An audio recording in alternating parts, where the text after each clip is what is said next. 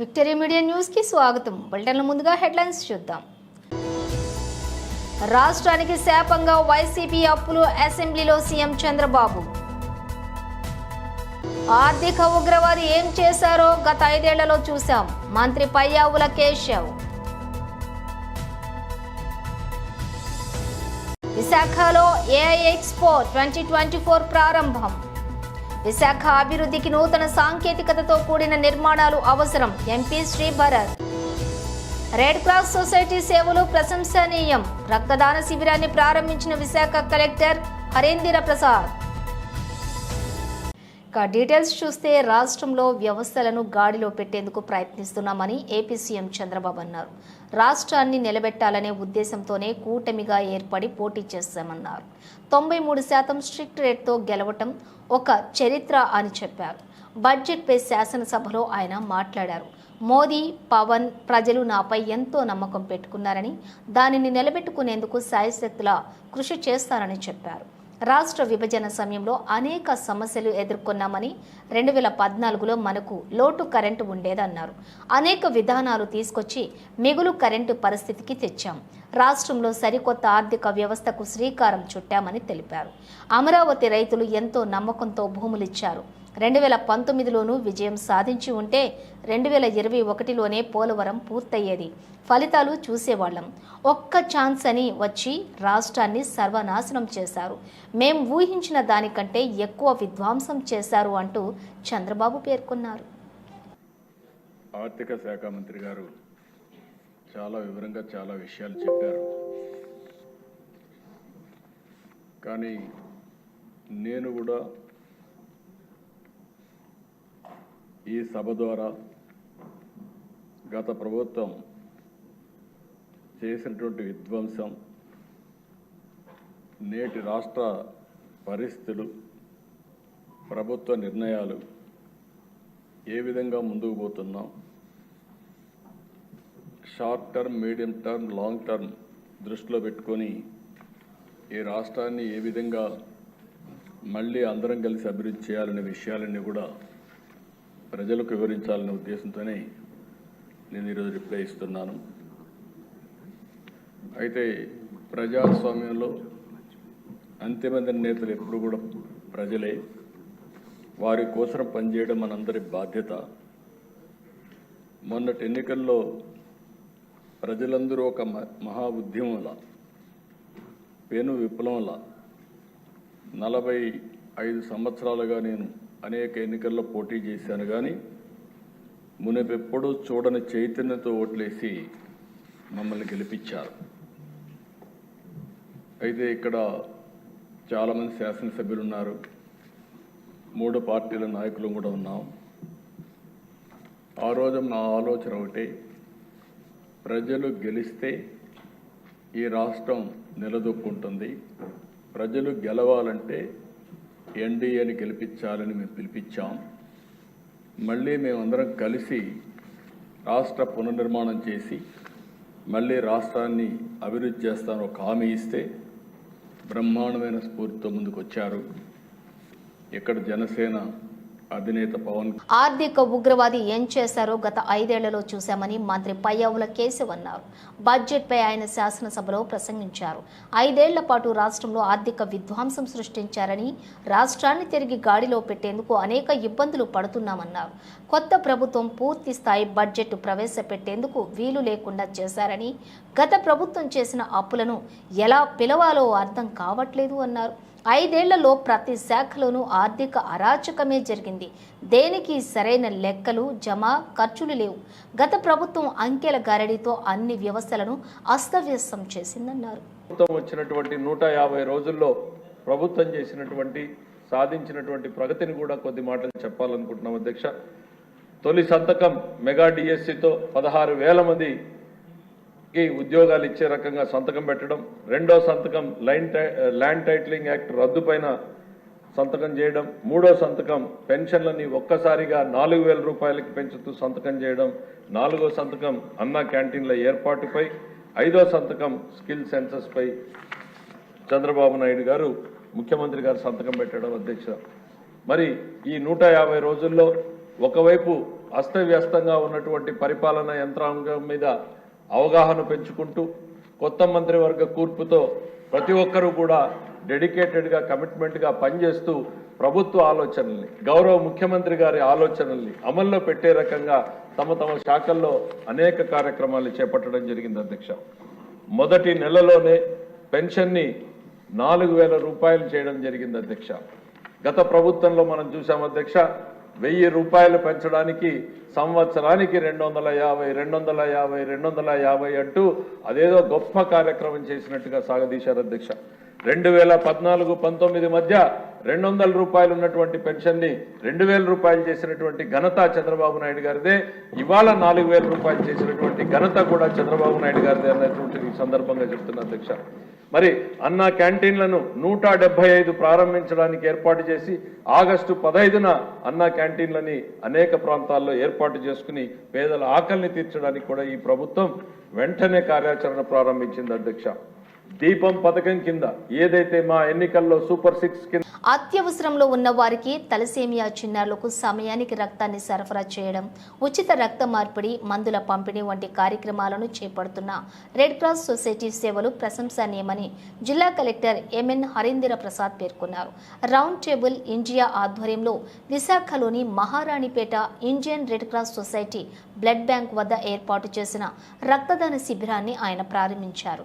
ఈ సందర్భంగా అక్కడ పరిస్థితులను గమనించారు. రెడ్ క్రాస్ సొసైటీ ద్వారా అందుతున్న సేవల గురించి నిర్వాహకులను అడిగి తెలుసుకున్నారు.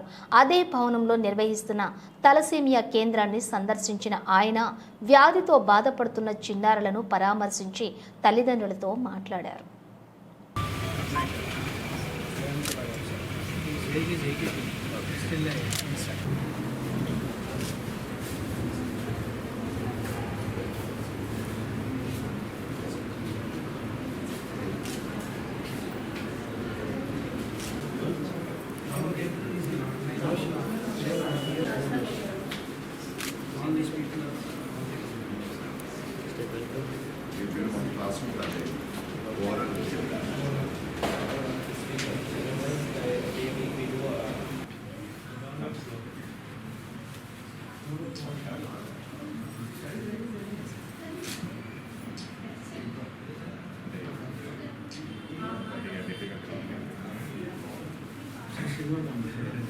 Around hundreds of people. We didn't want to have a rush, so people will come in our places. What about the awareness whether this camp is happening? They are doing this. Putting it to social media. The regular donors only or others also? There's a laboratory which they are doing.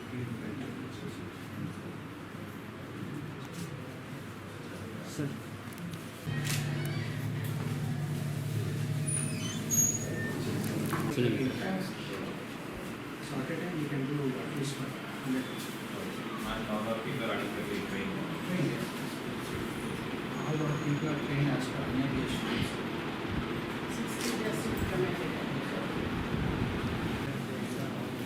We also complete criteria and all cross-match bags which are done in Canada and issued from the experts. So these are state. Management responsibility. We have wait for all the industries from Ashok. The good work. I was telling him that I should be felicitating.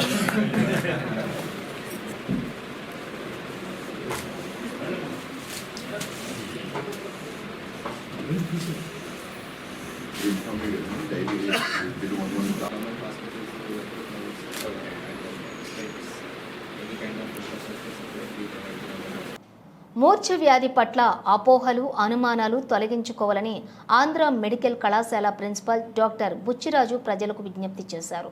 Andhra medical కళాశాలలో సీఎంజీ కార్యక్రమాన్ని ఆయన ప్రారంభించారు. ఈ సందర్భంగా మాట్లాడుతూ 2% మంది ప్రజలు మూర్ఛ వ్యాధితో బాధపడుతున్నట్లుగా తెలిపారు. ఈ వ్యాధిపై మూఢనమ్మకాలు ఎక్కువగా ఉన్నాయని అన్నారు. ఇది మెదడుకు సంబంధించిన వ్యాధిగా పేర్కొన్నారు. Nearly 90% are not. Lot of stigma also regarding epilepsy in the general public. As you are aware, this epilepsy is not a psychological problem. It's a disease of the brain. because of increased electrical, you must be aware that brain has billions of cells.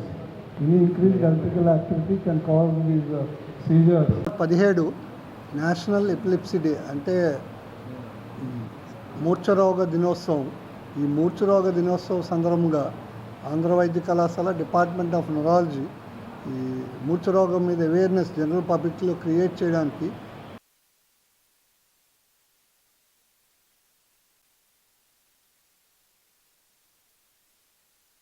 కానీ ఇంచుమించులో only 5 to 10% of మూర్ఛరోగాలే ఈ genetic disorder. 90% వేరే కారణాలు ఉంటాయి.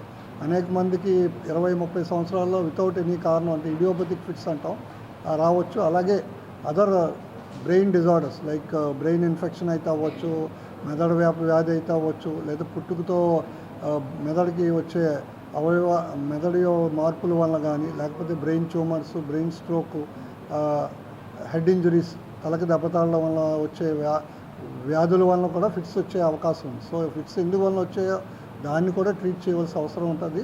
ప్రాపర్గా identify చేసి ప్రాపర్గా treat చేస్తే 2 నుంచి 5 సంవత్సరాల్లో చాలామందికి ఈ ఫిట్స్ రోగం క్యూర్ చేయొచ్చు.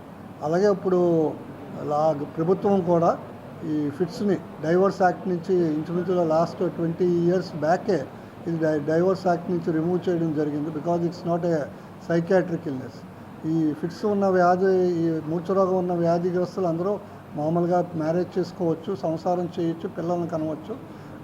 డాక్టర్ సంప్రదించి ఏ మందులు వాడాలి ప్రెగ్నెన్సీ టైంలో మందులు క్రమం తప్పకుండా వాడితే పుట్టే బిడ్డలకు కూడా అనారోగ్యం లేకుండా ఉండడానికి ఐడెంటిఫై చేయడం, ఆ ట్రీట్మెంట్ కరెక్ట్గా చేస్తారు. అలాగే ఈ ట్రీట్మెంట్ మేనేజ్మెంట్ ఆస్పెక్ట్లో కూడా అనేక అడ్వాన్సెస్ వచ్చాయి. ఒకటి ఇందాక డాక్టర్ ప్రాణజిత్ రే గారు చెప్పినట్టు న్యూరోసర్జరీ, కొన్ని రిసెక్టబుల్ కొన్ని రకాల బ్రెయిన్లో వ్యాధులు ఏమైనా రిసెక్ట్ చేయవస్తే కంప్లీట్గా క్యూర్ చేసే అవకాశం కూడా ఉంది. అలాగే other advance like deep brain stimulation. తాను నిస్వార్థంగా పేద బడుగు వర్గాల ప్రజల కోసం సామాజిక ఉచిత సేవలు చేస్తూ ఉంటే వైఎస్ఆర్ పార్టీకి చెందిన ఒక దినపత్రికలో ప్రచురించిన తప్పుడు ఆరోపణలపై టీమ్ లడ్డూ వెల్ఫేర్ సొసైటీ అధ్యక్షులు అబ్దుల్ గఫూర్ ఆవేదన వ్యక్తం చేశారు.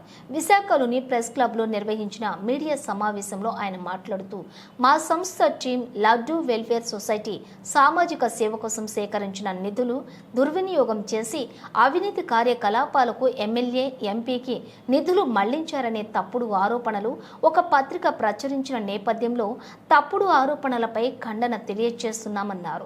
ఈ నెల 13వ తేదీన యథేచ్ఛగా అక్రమ దందా పేరిట తప్పుడు వార్త రాశారని, ప్రతి నెల తాను 500 మంది పేదలకు నిత్యావసరాలు పంపిణీ చేస్తున్నట్లు పేర్కొన్నారు.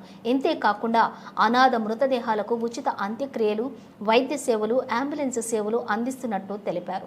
వేసవిలో మజ్జిగ పంపిణీ చేస్తున్నామన్నారు. అన్న వస్త్ర దానాలు చేస్తున్నామన్నారు. నిరుపేద యువతి పెళ్లిళ్లకు సాయం చేస్తున్నామన్నారు. హిందువులకు కూడా సేవలు అందిస్తున్నామన్నారు. సాక్షి పేపర్లోని ఒక ఇది చేశారు సార్, కామన్ ఆర్టికల్ వేశారు. ఇలాగ టీం లడ్డు అనేది డబ్బులు జనం దగ్గర తీసుకొని పనులు చేస్తుందని చెప్పి ఎమ్మెల్యే గారు, ఎంపీ పేరు చెప్పి లడ్డు టీం వారు దండుతున్నారని చెప్పి, సార్ ప్రజలందరూ ఇక్కడే ఉన్నారు, వీళ్ళందరూ కూడా నేను ఎవరి దగ్గర డబ్బులు తీసుకోవడం నాకు అవసరం లేదు, మేము అలాంటి పనులు కూడా చేయము. ఏదైనా చేస్తే ఒక సోషల్ వర్క్ చేస్తుంటాం సార్ మేము, అంతేగాని ఎవరైనా పోర్ పీపుల్ ఉంటే వాళ్ళకి సపోర్ట్ చేస్తాం మేము. మాది ఒకే ఒక టీం లడ్డు అనేది ఏంటంటే మేము సోషల్ వర్క్ చేస్తామట.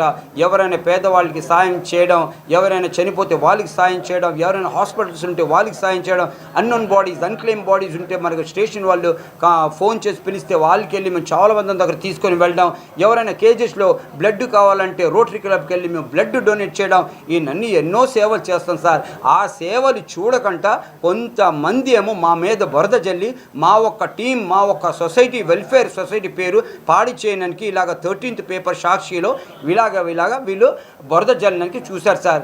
మేము ఎవరి దగ్గర మాత్రం మాకు ఒక్క డబ్బు మీద, ఎవరి డబ్బు మీద మనకు ఆశ లేదు. మేము ఎవరు కూడా ఆ పనులు చెయ్యం కూడా. నేను ఎందుకంటే sir already worked in abroad 30 years sir. అక్కడ నేను 30 years నుంచి సోషల్ వర్క్ చేస్తున్నాను. కానీ మన చాలామంది సోదరులు ఏం చెప్పారంటే, లడ్డు గారు మీరు ఎన్నో సేవలు చేసుకొని వస్తున్నారు, ఈ రోజుల్లో ఒక్క నోట్లో ముద్ద పెట్టి ఫోటో తీసుకుంటున్నారు, మీరు ఎన్నో రూపాయలు ఎన్నో వేలు మీరు ఖర్చు పెడుతున్నారు జనంకి, మీరెందుకు సార్ ఒక సొసైటీ ఓపెన్ చేసి చేస్తే పని చాలా బాగుంటుంది, మీకు పేరు వస్తుందని చెప్తే నేను ఈ ఫీల్డ్లో దిగాను సార్. 4 months నేను ఆల్రెడీ 4 years నుంచి మీడియాలోని మన ఫేస్బుక్లోని డైరెక్ట్ వేస్తూ ఉంటాను. రీసెంట్లీ కూడా మేము 4 months అవుతుంది team laddu welfare society open చేసి ఇలాగ మా మీదేమో వీళ్ళు బ్లేమ్ చేసి ఇలాగ సాక్షి పేపర్లు ఇచ్చి మా టీం పేరుని పాడు చేయడానికి వీరు చూశారు సార్. అంతే సార్. నేను మీడియా వాళ్ళని దయచేసి నేను రిక్వెస్ట్ చేస్తుంది ఏంటంటే, మీకు హ్యాండ్స్ ఫోల్డ్ చేసి రిక్వెస్ట్ చేస్తుంది, ఈ వీడియోని మీరు వైరల్ చేసి నా మర్యాద వీళ్ళు ఎలాగే తీసిదారో ఆ మర్యాద కంటే డబల్ నాకు ఇప్పిస్తారని మీ మీడియా వాళ్ళందరినీ నేను కోరుతున్నాను. జై హింద్ అండ్ జై భారత్ సార్. నా పేరు అబ్దుల్ గఫూర్ లడ్డు సార్. నా కన్ను హిందూ అయితే రైట్ కన్ను, లెఫ్ట్ కన్ను నాది హిందూ సార్. నేను అలాంటి మనిషి సార్ నేను. గతంలో విశాఖ స్టీల్ ప్లాంట్లోని పనిచేస్తున్న తన భర్త తాతారావు మరణం మిస్టరీగా మారిందని, డ్యూటీలో ఉండగా ప్రమాదవశాత్తు మరణించాడా, సహజంగా మరణించాడా, లేదా ఎవరైనా హత్య చేశారా అనే విషయాన్ని ఇటు స్టీల్ ప్లాంట్ యాజమాన్యం కానీ అటు పోలీస్ శాఖ కానీ 2017 నుంచి ఇప్పటి వరకు ఎటువంటి కారణం తెలియచేయటం లేదని, వెంటనే సరైన విచారణ చేసి వివరణ ఇవ్వాలని, కుటుంబ పోషణ కోసం తన వారసులకు స్టీల్ ప్లాంట్లోని ఉద్యోగం ఇవ్వాలని, తనకు తగిన న్యాయం చేయాలని దివంగత నాట్రా తాతారావు సతీమణి బంగారమ్మ వేడుకున్నారు. విశాఖలోని డాబా గార్డెన్స్ విజేఎఫ్ ప్రెస్ క్లబ్లో నిర్వహించిన విలేకరుల సమావేశంలో ఆమె మాట్లాడుతూ, విశాఖ స్టీల్ ప్లాంట్లో తన భర్త మేనేజర్గా పనిచేసేవారని, 2017 జూలై 11న కొంతమంది మర్డర్ చేయించి ప్రమాదవశాత్తు చనిపోయారని చెప్పి పోలీసులకు ఫిర్యాదు చేసి మేనేజ్ చేసుకుని కుళ్ళిన శవాన్ని మూట కట్టించి జూలై 15న వయా కేజీహెచ్ ద్వారా పార్సిల్ పంపించారని ఆమె ఆరోపించారు. అన్నీ ఇక్కడ ఉన్నాయి అనేసి అతను పోలీసులకి కంప్లైంట్, వాళ్ళే మా బాబు చేత కంప్లైంట్ ఇప్పించారు. పోలీస్ కంప్లైంట్ ఇప్పించారు మా బాబు చేత. ఆ రోజు నుంచి 11వ తారీఖు నుంచి 14వ తారీఖు వరకు ఎనికారు.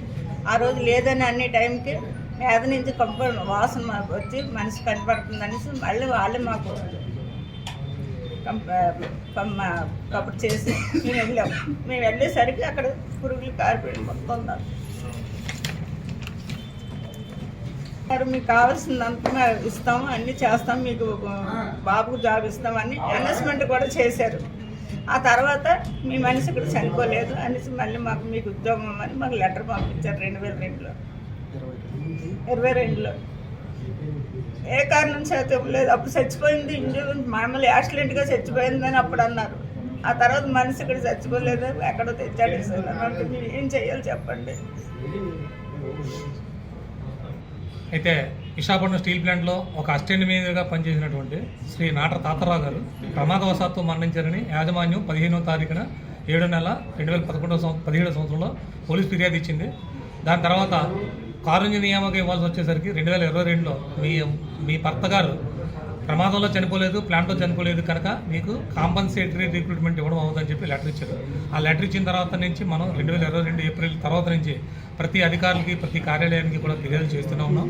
ఏమైనప్పటికీ కూడా ఇటీవల పోలీస్ కమిషనర్ ఆఫ్ పోలీస్ గారు శంఖపత్ర బాగ్చి గారు ఇది ప్లాంట్లో మీకు ఉద్యోగం ఇవ్వనంటున్నారమ్మా అని చెప్పేసి కంక్లూజన్ ఇచ్చారు.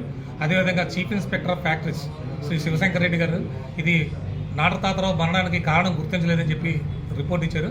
ఆ రిపోర్ట్ల ఆధారంగా మరణానికి కారణం గుర్తించకపోతే చచ్చిపోయిన శవం ఎలా చనిపోయారు. కాబట్టి యాజమాన్యం ప్రమాద మరణం అంటే కారుణ్య నియామకం ఇవ్వాలి, ప్రమాద మరణం కాదంటే కనుక కారకులు కటకటాలకు నెట్టాలని చెప్పేసి మేము డిమాండ్తో ఈరోజు ఇక్కడ ప్రెస్ మీట్ ఏర్పాటు చేయడం జరిగింది. బాధితురాలు కూడా బంగారమ్మ గారు కూడా రావడం జరిగింది. అయితే నాట్రా తాతారావు గారు విధులకు హాజరయ్యి విధుల్లో చనిపోయినట్టుగా పూర్తి ఆధారాలు, పోస్ట్నిక్ రిపోర్టు, పోస్ట్మార్టం రిపోర్టు, పోలీసు నివేదికలు అన్నీ ఉన్నప్పటికీ కూడా ప్రమాద మరణం కాదనడం వల్ల, పలు అనుమానాలు తాగడం వల్ల మేము కూడా ప్రమాద మరణం కాకపోతే మరణం ఏ విధంగా సంభవించింది, ఎవరి వల్ల సంభవించింది తేల్చాలని చెప్పేసి మేము ఈ సందర్భంగా కోరుకుంటాం. విశాఖలోని బీచ్ రోడ్ గోకుల్ పార్క్ వద్ద విశాఖ జిల్లా యాదవ సంక్షేమ సంఘం అధ్యక్షులు అక్రమాని వెంకటరావు ఆధ్వర్యంలో కార్తీక పౌర్ణమి సందర్భంగా పాలు పెరుగు యధుమేళ ఘనంగా నిర్వహించారు. కార్యక్రమానికి అతిథులుగా మేయర్ గొలగాని హరివెంకట కుమారి, మాజీ విఎంఆర్డీఏ చైర్పర్సన్ అక్రమాని విజయ నిర్మల, విశాఖ జిల్లా యాదవ సంక్షేమ సంఘం గౌరవ అధ్యక్షులు భరికాణన రామారావు, ఎన్టీఆర్ వైద్య సేవ చైర్మన్ సీతరాజు సుధాకర్ పాల్గొన్నారు. యాదవులందరూ కూడా చాలా పవిత్రంగా కొలిచే పౌర్ణమి రోజున కార్తీక మాసంలో పౌర్ణమి రోజున యాదవులందరూ కూడా సముద్రంలో ఆ పాలు పెరుగు వేసి ఆ శ్రీకృష్ణ పరమాత్మని ఆశీస్సులు పొందడానికి గత 50 సంవత్సరాల నుంచి కూడా ఇది ఆనవాయితీగా ఇలా చేస్తే వాళ్ళు కోరిన కోరికలు నెరవేరుతాయనే నమ్మకంతో పవిత్రమైన కార్తీక మాసంలో పౌర్ణమి రోజున ఆ శ్రీకృష్ణ పరమాత్మని పూజించి ఆ తరువాత సముద్రంలో పాలు పెరుగు వేసి ఆ పుణ్యాన్ని ప్రతి ఒక్కరూ కూడా తీసుకోవాలనే పూర్వీకుల నుంచి వచ్చిన ఆచారాన్ని ప్రతి సంవత్సరం కూడా చాలా ఘనంగా యాదవులు విశాఖ జిల్లా యాదవ సంఘం ఆధ్వర్యంలో సంక్షేమ సంఘం ఆధ్వర్యంలో చాలా ఘనంగా ప్రతి సంవత్సరం కూడా జరుగుతూ ఉంటుంది. అదేవిధంగా ఈ సంవత్సరం కూడా ఆ భగవంతుని ఆశీస్సుల కోసము మన విశాఖపట్నం జిల్లాలోనే కాకుండా చుట్టుప్రక్కల జిల్లాల నుంచి కూడా ఇక్కడికి తండోపతండాలుగా జనాలు ఇక్కడికి వచ్చి శ్రీకృష్ణ పరమాత్మని దర్శించుకొని ఆ ఆశీస్సులు పొందుతారు. అటువంటి కార్తీక మాసంలో పౌర్ణమి నాడు అంత మంచి జరుగుతుందని ప్రజలందరూ కూడా నమ్మకం. అదేవిధంగా ఇక్కడ అన్ని ఏర్పాట్లు కూడా చేశాము. భక్తులకు ఎటువంటి కూడా ఇబ్బంది లేకుండా చేయడం జరిగింది. తద్వారా శ్రీకృష్ణ పరమాత్మని ఆశీస్సులు విశాఖ ప్రజలందరికీ కూడా ఉండాలని మనస్ఫూర్తిగా కోరుకుంటున్నాను. శ్రీకృష్ణ భగవానుడి భక్తులందరికీ అలాగే యాదవ సోదరులకు రాష్ట్ర వ్యాప్తంగా ఉన్నటువంటి ప్రజలందరికీ కూడా కార్తీక పౌర్ణమి శుభాకాంక్షలు తెలియజేసుకుంటున్నాను. ఈరోజు విశాఖపట్నంలో మరి యాదవ సంక్షేమ సంఘం జిల్లా యాదవ సంక్షేమ సంఘం వారు చాలా చక్కగా మరి కార్యక్రమాన్ని ఎన్నో సంవత్సరాలుగా చేస్తూ ఉన్నారు. మరి ఈరోజు కూడా అంతే చక్కగా ఈరోజు కార్యక్రమాన్ని కూడా ఏర్పాటు చేయడం జరిగింది. వారందరికీ కూడా నా అభినందనలు తెలియజేసుకుంటున్నాను. మరి కార్తీక పౌర్ణమి అంటేనే ఎంతో పవిత్రమైన రోజు. అటు పరమేశ్వరుడికి కానీ ఇటు శ్రీకృష్ణ పరమాత్ముడికి కూడా మరి ఇష్టమైనటువంటి రోజు ఈరోజు. మరి ఈరోజు భక్తులందరూ కూడా మరి అటు శివుడు పరమేశ్వరుడిని అలాగే శ్రీకృష్ణ పరమాత్ముడిని కూడా ఈరోజు తెల్లవారి నుంచే సముద్ర స్నానాలు చేసి మరి భగవంతుడిని ఆశీస్సులు పొందే విధంగా ఈరోజు అందరూ కూడా కార్యక్రమంలో పాల్పంచుకోవడం జరుగుతూ ఉంటుంది. మరి ప్రతి సంవత్సరంలాగే ఈ సంవత్సరం కూడా భక్తులు చాలా 50 మంది ఇక్కడికి విచ్చేసి మరి శ్రీకృష్ణ పరమాత్ముడి ఆశీస్సులు తీసుకోవడం కోసం ఉదయం నుంచి కూడా పూజా కార్యక్రమాలు చేయడం జరుగుతున్నది. ఎందుకంటే కృష్ణుడికి పౌర్ణమి అంటే చాలా ఇష్టమైనది. అందులో కార్తీక పౌర్ణమి రోజు వెన్నెల ఆయనకి అంటే చాలా నది ఒడ్డున ఉండి ఆయన రాధా సమేతంగా గోపికలతో కలిసి ఈరోజు ఎంతో ఆనందపడేటువంటి రోజు. అందుకనే ఈరోజు ఏంటంటే ఆయనకి ఎంతో ఇష్టమైనటువంటి పదార్థాలు అనేటువంటి పాలు పెరుగు వీటితోటి అభిషేకం చేసి వెన్న నైవేద్యంగా పెట్టి ఆయనకి మనము అభిషేకం చేయడం జరుగుతూ ఉంటుంది. ఎందుకంటే ఇండియన్ ఇన్స్టిట్యూట్ ఆఫ్ ఆర్కిటెక్ట్స్ విశాఖపట్నంలోని సెంటర్ ఆధ్వర్యంలోని విశాఖ వేదికగా 3 రోజుల పాటు నిర్వహించనున్న ఏఐ ఎక్స్పో 2024ను విశాఖలోని బీచ్ రోడ్లోని నోవాటెల్ హోటల్లోని విశాఖపట్నం పార్లమెంట్ సభ్యులు ఎం శ్రీభరత్ ప్రారంభించారు. ఈ సందర్భంగా ఆయన మాట్లాడుతూ మునుపటి తరంలో ప్రజలు ఎక్కువగా పొలాలు, బహిరంగ ప్రదేశాల్లో పనిచేసేవారని, మారుతున్న కాలానికి అనుగుణంగా ఎక్కువ మంది గదులకే పరిమితమై 6 నుంచి 8 గంటలు ఒకే ప్రదేశంలో కూర్చుని ఉద్యోగం చేస్తున్నారని, ఇటువంటి వారికి ఇంటీరియర్ డిజైన్స్తో ఎంతో ఉపయోగకరమని ఆయన అన్నారు. ఇంటీరియర్ డిజైన్స్ ద్వారా మానసిక ఒత్తిడి తగ్గి నూతన ఉత్తేజం వస్తుందని అన్నారు.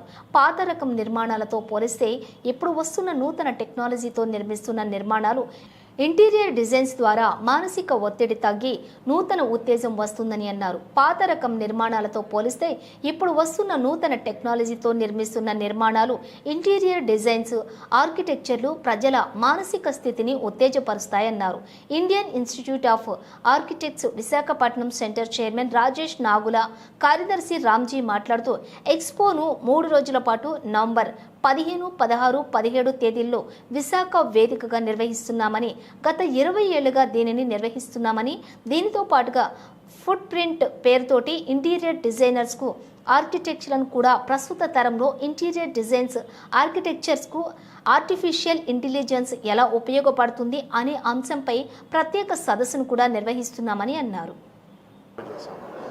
సో చేసినప్పుడు ఎట్లా చేయాలి అంటే ఒక రిపోర్ట్ ఉంటుంది. ఆ రిపోర్ట్ చదివితే మనకి అందరికీ బాగా అర్థమవుతుంది, సమాజంలో కూడా అందరూ అర్థం చేసుకోవాలి. ఒక బిల్డింగ్లో మనం మెజర్ చేయాల్సింది ఏంటి దాంట్లో the report is published by Harvard TH Chan school of public health, 9 foundations of a healthy building. So దాంట్లో ఎట్లాంటి విషయాల గురించి మాట్లాడతారంటే లైటింగ్ ఎట్లా ఉంది, వెంటిలేషన్ ఎట్లా ఉంది, టెంపరేచర్ ఎట్లా ఉంది, మాయిశ్చర్ ఎట్లా ఉంది, డస్ట్ ఎట్లా ఉంది, ఇవన్నీ ఎయిర్ క్వాలిటీ ఎట్లా ఉంది. ఇవన్నీ ఎందుకు ఇంపార్టెంట్ అంటే మనం ఇవాళ బయట పొలాల్లో పనిచేసే బదులు చాలామంది ఇవాళ బిల్డింగ్ లోపల కూర్చుని రోజంతా పనిచేస్తున్నారు. మీరు పర్వాలేదు, రిపోర్టర్స్ మీరంతా బయట తిరుగుతూ ఉంటారు కాబట్టి మీ ఆరోగ్యం బాగానే ఉంటుంది. మాలాంటి వాళ్ళు ఇప్పుడు గీతంలో పనిచేయాలంటే 6 గంటలు 8 గంటలు ఆఫీస్లో కూర్చుంటే అక్కడ వెంటిలేషన్ బాగోకపోయినా, ఎయిర్ క్వాలిటీ బాగోకపోయినా, లైట్ బాగోకపోయినా సరే మా మూడ్ పాడవడము లేకపోతే మా ఎనర్జీ తగ్గిపోవడం అనేది జరుగుతుంది. చాలామందికి అది తెలియదు. సో దాని మీద కొంత అవగాహన ఎప్పుడైతే ఆర్కిటెక్ట్స్, ఇంటీరియర్ డిజైనర్స్ చేస్తారో వాళ్ళు అప్గ్రేడ్ చేసే ప్లేసెస్ లేకపోతే కొత్తగా కట్టే బిల్డింగ్స్లో మంచి క్వాలిటీ మెటీరియల్స్ వాడితే క్వాలిటీ ఆఫ్ లైఫ్ చాలా అప్గ్రేడ్ అవుతుంది. ఫర్ ఎగ్జాంపుల్ ఇవాళ మాకు హాస్పిటల్ ఉంది, మంచి క్వాలిటీ లైటింగ్ లేకపోతే, సాయంత్రం పూట చీకటి తొందరగా అయిపోతే, ఉన్న కారిడోర్స్లో కూడా అంత వెలుతురు లేకపోతే అసలే వాళ్ళు ఏదో శారీరకంగా మానసికంగా ఏదో ఇబ్బందిలో ఉంటారు. ఈ లైటింగ్ తక్కువగా ఉండడం వల్ల మరింత ఇబ్బంది ఫేస్ చేస్తారు. సో ఇట్లాంటి చిన్న చిన్న మార్పుల వల్ల మనిషి మూడ్ మారుతుందా అంటే మారుతుంది. సో ఇవాళ ఇక్కడ మెటీరియల్స్ అన్నీ చూసాము, టాయిలెట్ ఫిట్టింగ్స్ చూసాము, ఫ్లోరింగ్ చూసాము, టైల్స్ చూసాము, లైట్స్ చూసాము. ఇవన్నీ కానీ మనము మన ఆర్థిక స్తోమత బట్టి మన ఇంట్లో మన ఆఫీసుల్లో అప్గ్రేడ్ చేసుకోగలిగితే మన లైఫ్ క్వాలిటీ విపరీతంగా ఇంప్రూవ్ అవుతుంది. సో అది ఎప్పుడు చేయగలుగుతాం? ఆర్థికంగా మనం బలంగా ఉంటే. ఫస్ట్ ఇవాళ ఈ ఎక్స్పో ద్వారా మనం చేసేది ఏంటంటే మార్కెట్లో ఉన్న మెటీరియల్స్ ఏంటి, ఏమేమి కొత్త ప్రోడక్ట్స్ వస్తున్నాయి, అన్నిటి గురించి అవగాహన కోసం ఇట్లాంటి ఒక ఎక్స్పో సదస్సు పెట్టారు. ఈ ఎక్స్పోలో ఇంచుమించు 7,000 మంది interior designers, builders, home owners, real estate developers అందరూ వచ్చి పాల్గొని వాళ్ళ అవగాహన పెంచుకొని ఎక్కువగా ఇది అవగాహన పెంచే కార్యక్రమంలాగా ఉంటుంది, పరిచయాలు పెంచుకోవడానికి. భవిష్యత్తులో వీళ్ళు ఒక వెండర్స్ అందరితో చూసాము, వీళ్ళందరూ పెద్ద పెద్ద ఆఫీసులు, వేర్ హౌస్లు హైదరాబాద్లో పెట్టారు. ఇక్కడ విశాఖపట్నంలో కూడా వాళ్ళందరూ వచ్చి పెద్ద సెటప్స్ పెట్టాలని మా కోరిక. ఇట్లా ఎక్స్పోజ్కి రావడమే కాదు, పర్మనెంట్గా ఇక్కడ వాళ్ళు ఎక్కువ సేల్ చేయాలి. ఇక్కడ చాలామంది లోకల్ వాళ్ళు కూడా ఉన్నారు, బయట నుంచి వచ్చిన వాళ్ళు కూడా ఉన్నారు. లోకల్ వాళ్ళు పెరగాలి, బయట నుంచి వచ్చే వాళ్ళు కూడా ఇక్కడ సెటప్ చేయాలనేది మా ఉద్దేశం. ఎంటైర్ ఆంధ్రప్రదేశ్లో ఇన్ఫ్రాస్ట్రక్చర్ డెవలప్మెంట్ మీద చాలా ఫోకస్ ఉంది. ఇక్కడ ఇవాళ భవిష్యత్తులో ఈ ఎలివేటెడ్ కారిడోరు, మెట్రో, కొత్త ఎయిర్పోర్ట్ ఇవన్నీ వచ్చేసరికి సిటీలో చాలామంది బయట నుంచి వస్తారు. ఇప్పుడు టీసీఎస్లో 10,000 మంది ఉద్యోగాలు వచ్చి, ఇన్ఫోసిస్ ఇప్పుడు 1000 నుంచి 7,000 అయితే ఇట్లా వచ్చే కొద్దీ చాలామంది ఇక్కడ ఉన్న వాళ్ళు ఇక్కడ ఉండిపోతారు. బయట నుంచి ఇక్కడ కొత్తగా వచ్చినప్పుడు ఇల్లులు పెరుగుతాయి, ఆఫీసులు పెరుగుతాయి. ఇట్లాంటి అన్ని సదస్సులు చాలా దానికి ఉపయోగపడతాయి. సో ఐ విష్ మొక్కల పెంపకం వల్ల పర్యావరణంతో పాటు అనేక ప్రయోజనాలు ఉన్నాయని, అందువల్ల ప్రతి ఒక్కరూ మొక్కలు పెంచవలసిందిగా GVMC deputy mayor Jayan Sridhar కోరారు. విశాఖలోని మర్రిపాలెం వాకర్స్ పార్క్లోని నేచర్ గార్డెనర్ టీమ్ ఐశ్వర్య ఆధ్వర్యంలో ఎన్నో ఏళ్లుగా చేస్తున్న కృషిని గుర్తించి బృందావన్ హెల్పింగ్ హ్యాండ్స్ ఆర్గనైజేషన్ విజ్ఞప్తి మేరకు వారి యొక్క సహాయంతో మొక్కలు పంపిణీ కార్యక్రమానికి నగర మేయర్ గోలగాని హరి వెంకట కుమారి, డిప్యూటీ మేయర్ జయన్ శ్రీధర్లు హాజరయ్యారు. అనంతరం సభ్యులకు, స్థానికులకు మొక్కలు పంపిణీ చేశారు. పర్యావరణ పరిరక్షణ కోసం తమ ఇళ్లలో కూడా ప్లాస్టిక్ వినియోగించుకోమని ప్రమాణం చేశారు. అనంతరం నేచర్ గార్డెనర్ టీమ్ ఐశ్వర్య మాట్లాడుతూ ఇళ్ల ముంగిట, మిద్దెలపైన మొక్కల పెంపకం వల్ల అనేక ప్రయోజనాలు ఉన్నాయని వివరించారు. వాడకానికి అవసరమైనటువంటి కూరగాయలు, ఆకుకూరలను కూడా సేంద్రియ పద్ధతిలో పండించుకోవచ్చని అన్నారు.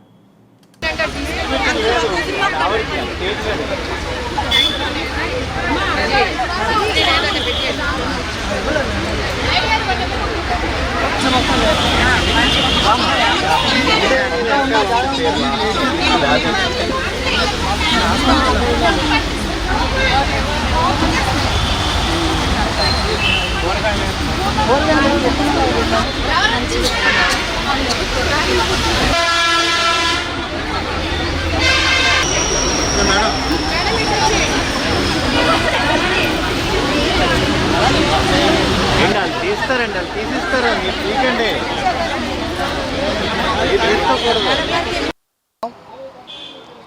నేచర్ గార్డెన్స్ టెర్రస్ గార్డెన్ మరి ఐశ్వర్య గారి ఆధ్వర్యంలో ఈరోజు యలమంచిలి, అనకాపల్లి, విశాఖపట్నం, శ్రీకాకుళం, విజయనగరం ప్రాంతాల నుంచి మరి మన ఇంట్లో ఏ విధంగా మొక్కలు పెంపకం చేయాలి, వ్యవసాయం ఎలా చేయాలి, ఆర్గానిక్ మొక్కలు మరి వంకాయలు కానీ, బీరకాయలు కానీ, దొండకాయలు కానీ, బెండకాయలు కానీ, అన్ని రకాల టమోటా కానీ మన ఇంట్లో మనమే పండించుకొని తినేటట్టుగా ఆరోగ్యకరంగా ఉండేటట్టు విశాఖ నగరాన్ని కాలుష్య రహిత నగరంగా తీర్చిదిద్దడానికి మరి మహిళలు అధిక సంఖ్యలో మొట్టమొదటిసారిగా విశాఖ నగరంలో ఒక మంచి వాతావరణంలో మన గౌరవ నగర మేయర్ గారు గొలగాని హరివెంకట కుమారి గారు మరి వచ్చి ఈరోజు సందేశం ఇచ్చారు. మరి ఈ యొక్క టీంకి జీవీఎంసీ నుంచి ఎటువంటి సహాయ సహకారం కావాలన్నా ఉంటుందని చెప్పాము. మరి ఆ విధంగా అన్ని కాలనీస్లో, అన్ని ఏరియాల్లో ఆంధ్ర తెలంగాణ ప్రాంతంలో ఈ యొక్క కమిటీని కానీ, ఈ యొక్క ఆర్గనైజేషన్ కానీ పెంపొందించడానికి మన విశాఖ నగరానికి, మన రాష్ట్రానికి మంచి పేరు వచ్చే విధంగా మన మొక్కలు నాటే కార్యక్రమంలో మేము అందరం కూడా ఉంటామని, ప్లాస్టిక్ని వాడమని అందరూ కూడా మన ప్రమాణం చేసి స్కూల్ పిల్లలకు కూడా రోజు ఈ యొక్క సబ్జెక్ట్ని తెలియపరిచి ప్లాస్టిక్ రహిత నగరంగా విశాఖ నగరాన్ని తీర్చిదిద్దడానికి మరి యొక్క పెద్దలందరూ, మహిళలందరూ నాయకత్వంలో ఈరోజు మీటింగ్ జరగడం జరిగింది. మరి ఈ విధంగా మళ్ళీ దఫదఫాలుగా మీటింగ్లు ఏర్పాటు చేసి జీవీఎంసీలో కూడా ఒక మీటింగ్ ఏర్పాటు చేసి మరి కమిటీ వారికి ఏం కావాలన్న కూడా జీవీఎంసీ తరఫున కూడా నేచర్ గార్డెన్స్ గ్రూప్ అడ్మిన్ మాట్లాడుతున్నాను. మా గ్రూప్ మెంబర్స్ అందరూ 1350 మొత్తం టెర్రస్ గార్డెన్స్ గ్రూప్ మెంబర్స్ అందరం ఆడవాళ్ళమే మెయిన్గా లీడ్ చేస్తూ వస్తున్నాము. ఈ కార్యక్రమం మేము ఈరోజు చేసినామంటే బృందావన్ హెల్పింగ్ హ్యాండ్స్ వారి సహకారంతో పళ్ళ మొక్కలు, గ్రాఫ్టెడ్ పళ్ళ మొక్కలు 3 రకాల మొక్కలు గ్రూప్ మెంబర్స్ అందరికీ వారు ఫ్రీగా అందజేస్తున్నారు. టెర్రస్ గార్డెనింగ్లో సహకారంగా మా డిప్యూటీ మేయర్ శ్రీధర్ గారు, మేడం గారు, మేయర్ గారు ఇద్దరు వారు బొంతిగా జీవీఎంసీ తరపు నుంచి మాకు ఏం కావాలో సహకారం అందిస్తున్నారు. దీనికి చాలా కృతజ్ఞతలు అండి. ఇలాగే మిగతా వారు కూడా మా చిన్న అంటే పేదల దగ్గర నుంచి అందరూ టెర్రస్ గార్డెనింగ్ పెంచుకుని ఆరోగ్యంగా ఉండాలని మా కోరిక. ఆర్గానిక్గా వారి పంటలు మనం పండించుకుంటూ మీకు రైతుల నుంచి ఎవరైతే ఆర్గానిక్ పంటలు పండిస్తారో వారి కూడా మేము ఏర్పాటు చేస్తాము. మీరందరూ కూడా త్వరలో వచ్చి ఆర్గానిక్ మేళాలో పాల్గొని ఆర్గానిక్ రైతుల ద్వారా కూడా మీరు ఆర్గానిక్ ఫుడ్ కొనుక్కుని మీరు పంటలనే కాదు, కాయగూరలనే కాదు, మీరు బెల్లం దగ్గర నుంచి పప్పుల వరకు ఆర్గానిక్గా పండించే రైతుల దగ్గర మీరు కొనుక్కోవచ్చండి. మేము త్వరలో డిసెంబర్లో 6వ తారీఖున వచ్చే ఆర్గానిక్ మేళాలో మేము కార్యక్రమాలు చేస్తాము. మీరందరూ వచ్చి విజయవంతం చేయవలసిందిగా కోరుతున్నామండి. టెర్రస్ గార్డెనింగ్ చేయడానికి ప్లేస్ అంటూ అవసరం లేదండి. బులెటిన్ ముగించే ముందు హెడ్లైన్స్ మరోసారి. రాష్ట్రానికి శాపంగా వైసీపీ అప్పులు, అసెంబ్లీలో సీఎం చంద్రబాబు. ఆర్థిక ఉగ్రవాది ఏం చేశారో గత 5 ఏళ్లలో చూశాం, మంత్రి పయ్యావుల కేశవ్. విశాఖలో ఏఐ ఎక్స్పో 2024 ప్రారంభం.